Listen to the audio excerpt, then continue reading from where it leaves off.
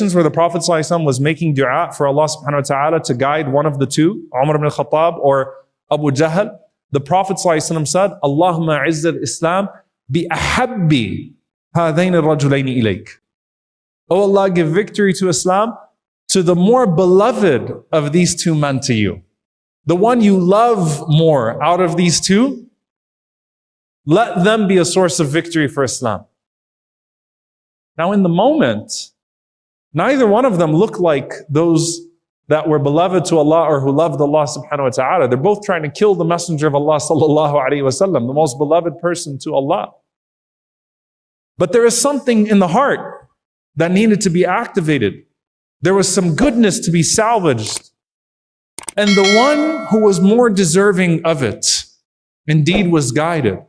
And suddenly Umar ibn al-Khattab radiyallahu ta'ala anhu, who would beat up a companion of the Prophet sallallahu alaihi wasallam for the sake of his tribe, would stand in battle on behalf of those weak and meager people that were looked down upon in society, would stand in battle on their behalf and fight his own tribesmen for them, and then humble himself and get on his knees and take knowledge from Abdullah ibn Mas'ud radiyallahu ta'ala anhu, who was half his size and didn't have the stature or the lineage or the tribe before him, and would refer to Bilal radiyallahu ta'ala anhu, our master who's been freed by our master, come forward.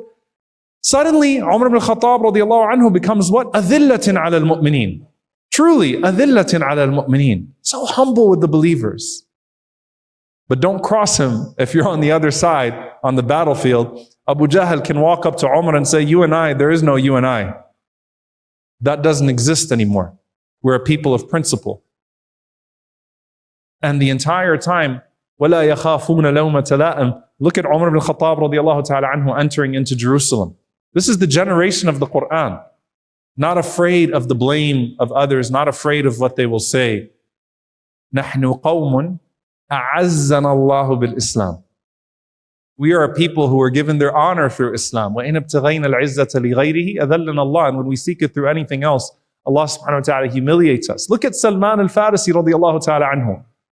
أَذِلَّةٍ عَلَى الْمُؤْمِنِينَ عِزَّةٍ عَلى الْكَافِرِينَ لَا يَخَافُ يُجَاهِدُونَ فِي سَبِيلِ اللَّهِ. They strive in the path of Allah. وَلَا يَخَافُونَ لَوْمَةَ لَائِمٍ. Salman radiyallahu anhu did not fear the blame of his father. He didn't fear the blame of the Persians. He didn't fear the blame of the Syrian Christians when he went there. He didn't fear the blame of the Arabs in Al-Hijaz. He didn't fear the blame of anybody. Because Allah chose him. He loved Allah and Allah loved him. You see, this love that you have of Allah subhanahu wa ta'ala has to reshape everything. And because I want to end with something practical for us to take, because introspection, at-tadabbur wa-tafakkur wal-i'tibar, actually thinking and reflecting a bit, you'll derive answers for yourself that no one else can derive for you in a speech or a halaqah. We just finished the lecture on Abu Darda radiyallahu ta'ala anhu this past Tuesday. Such a thoughtful man, a zahid, the ascetic of the Ansar, the scholar of the Ansar. And they asked his wife, what was his ibadah? She said his ibadah was tafakkur. He would sit and he would think and contemplate for an hour. Take time and think and contemplate. When the Prophet sallallahu alaihi wasallam said, ittaqullaha haythuma kunt. Fear Allah wherever you are. Be mindful of Allah wherever you are. Usually the word taqwa is used in the capacity of what? Do not violate. Do not violate the boundaries of Allah subhanahu wa ta'ala, even when you are in a position to easily and readily do so. And you need taqwa as a foundation. And so you ask yourself, when you're in business, when you're in a business transaction, well, you don't need the fatwa half the time.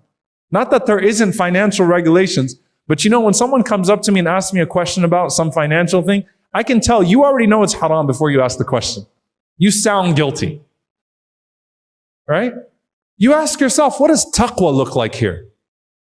What does consciousness of Allah look like? When you come to your imam and you got a family issue and you want to talk about husband and wife and their rights versus your rights, the Prophet ﷺ said, ittaqullaha fihin.